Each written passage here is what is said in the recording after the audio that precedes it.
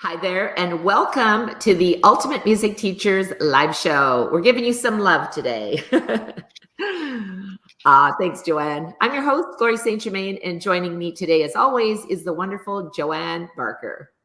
We've got a great topic for you today. 5 awesome themes for teaching theory groups.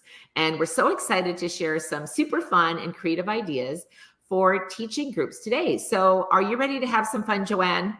I'm always ready to have some fun, Glory. I'm so pumped. We've got some amazing themes lined up that are going to transform your theory classes. Yes, I said theory classes into exciting, engaging experiences for students of all ages. And if you're looking to add a spark of creativity to your studio, stay tuned because this episode is packed with inspiration. Yep. Absolutely. So today's theme is 5 awesome themes for teaching theory groups. And we're going to dive into some fun ideas that will not only get your students super excited, but also make theory lessons really something that they can look forward to every single week. So are you ready for the first one, Joanne? Oh, I'm definitely ready for this one. I love this first idea. Let's kick things off with seasonal themes. Think of all the fun ways you can tie music theory to the seasons. You could do a Halloween theme where students learn spooky scales and play creepy intervals, or maybe a Christmas theme where you challenge students to compose short Christmas carols using specific rhythms or chords. Yeah, absolutely. And one of the things, my favorite things about the Ultimate Music Teachers membership is how we've created seasonal games for every single season as you're going through the UMT membership program. And seasonal games are a real hit with students. You can even hold a fall theme with activities like composing pieces inspired by autumn leaves falling, or create warm, cozy music with simple melodies and chords. So many ideas. You can have students bring in songs actually that match the season and maybe explore the theory behind those tunes, right? Definitely. And don't forget to decorate. You can set an atmosphere with Halloween decorations or have a festive setup for Christmas.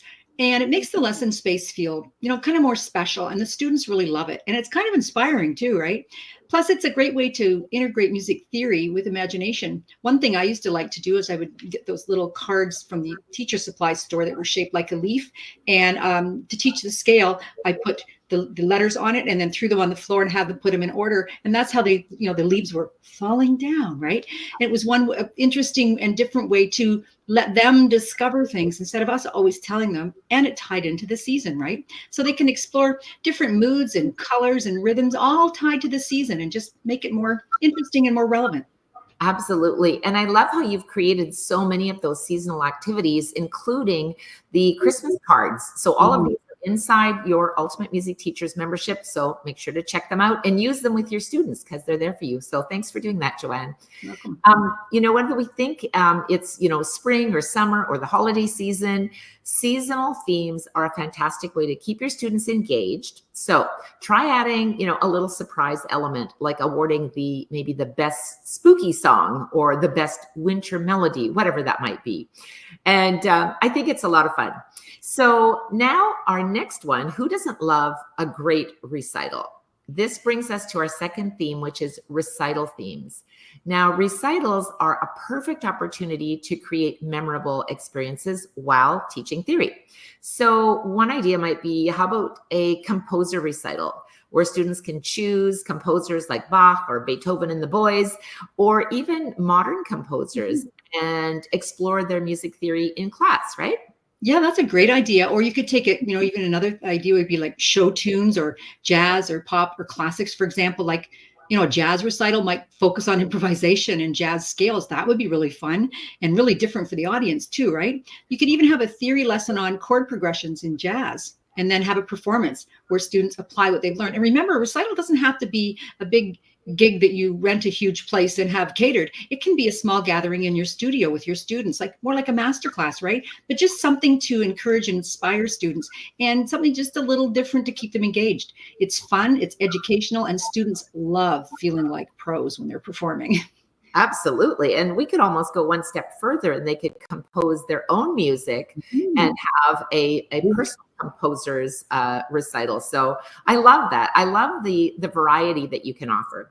Another idea is a themed recital And this is where students get a genre or a style like rock or classical or blues, and they perform a piece representing that genre. I've done that before. It was a lot of fun. They even dressed in costumes for whatever genre they were doing. So it's a lot of fun, and it's a great way to expose students to different musical styles while diving into the theory behind the music. That's right. And don't forget the best part.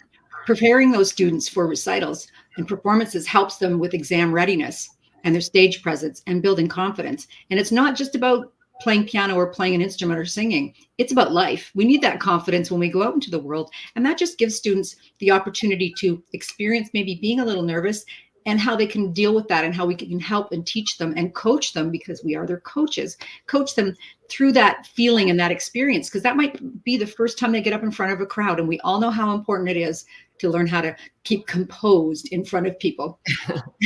Another theme that I think is a lot of fun is pet themes. Who doesn't love pets? We had a lovely chocolate lab named Oliver. Boy, I could write a whole symphony about that dog. You could invite students to bring their favorite stuffy pet. They love their stuffies, don't they? And they could write a song or a short melody about that. Not everybody has a pet, but most kids have a stuffy.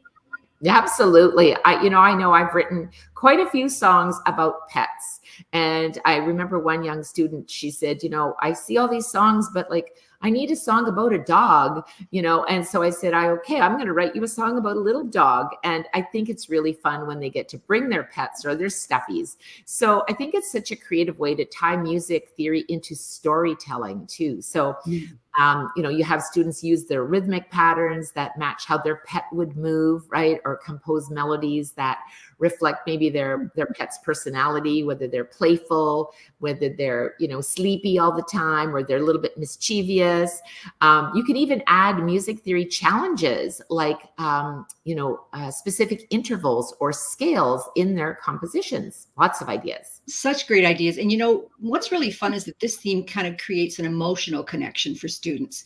They're thinking about something they love while learning theory concepts. Because after all, we're teaching students music. We're not just teaching them how to use their hands or their mouth.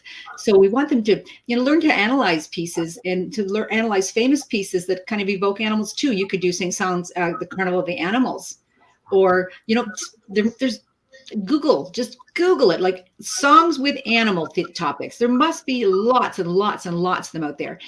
And it's so important to learn the theory behind them, to teach children how to analyze, how to explore it, how to look for the clues. One of my favorite sayings is, if there's clues to use the clues. And isn't that what a sheet of music is? Full of clues, right? And so to explore why the theory behind all those pieces work is just so important, and such a great gift we're giving our students. Absolutely. And speaking of Carnival of the Animals, inside the Ultimate Music Theory Supplemental Series, you will see that we have all of the music history components, and Carnival of the Animals is one of them. And we also have the free resources at ultimatemusictheory.com. Click on the free resources and you'll see all of the music for Carnival of the Animals. So I think that's a lot of fun. And it's not just about the stuffy pets, but how about writing a song for a real pet? We've had a lot of pets too. We've had rabbits, and we've had horses, and we've had dogs. And, maybe you could compose a piece such as, maybe a piano piece for poodles, or a rondo for rabbits. It's all about having fun with theory.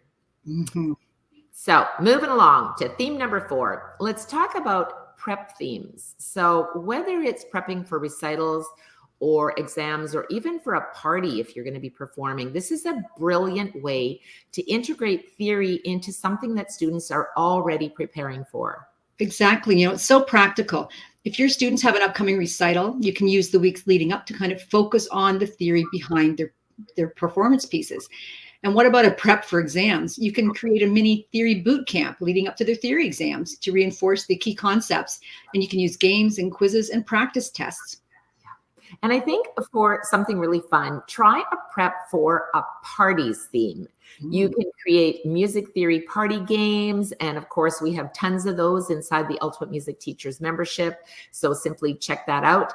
And these are where students really work in teams to solve theory challenges. So make it a fun celebration while prepping for the next big milestone, whether it's an exam, a performance, or even a competition. Exactly. And those themes can help students see how theory isn't just isolated. It's not just we play an instrument or we sing and we learn theory. It's something that they can apply. This theory is so important. They can apply it in every aspect of their musical journey. Plus the extra preparation gives them that confidence I was talking about earlier, because we want them to be ready for whatever comes next. Yeah, absolutely, Joanne. So now for our final theme, and this one is color theme. So you might think, well, what does color have to do with all of this? This is all about connecting colors with music and emotion. So let's start with the color red. The red theme. And there you go, Joanne. Students can wear red, like Joanne, and you can play or compose music that creates an image of red. Red is often linked to love or passion or intensity.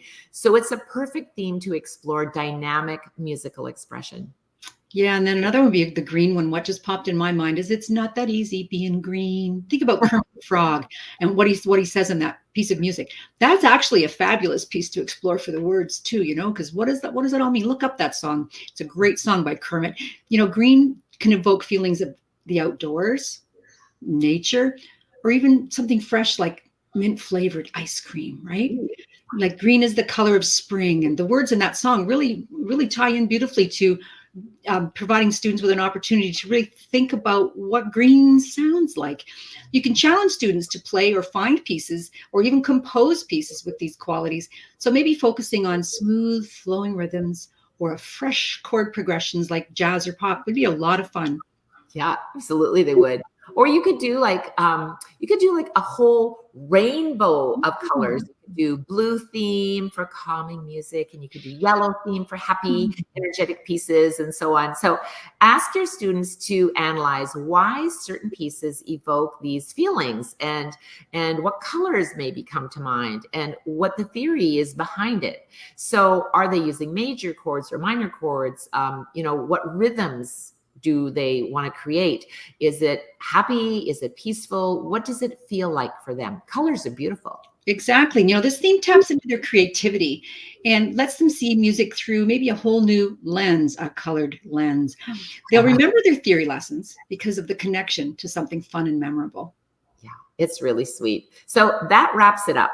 Our 5 awesome themes for teaching theory groups. So I hope you're feeling inspired to incorporate these themes into your lessons. And remember, whether you're teaching kids or adults, the key to keeping things engaging is really to be creative, to be fun. And all of these resources are already waiting for you inside the Ultimate Music Theory Teachers membership. So go get them and use them.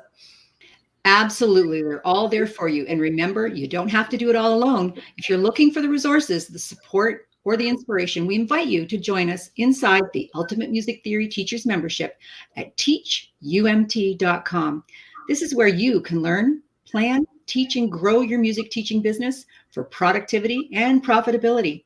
Absolutely. And you can have a lot of fun too.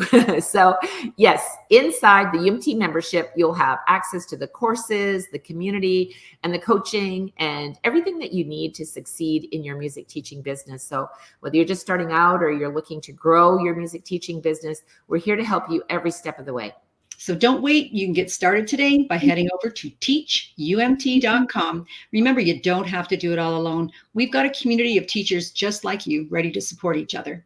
Absolutely. So thanks for joining us. We'll see you next time on the Ultimate Music Teachers Live Show. Until then, teach with passion. Bye now.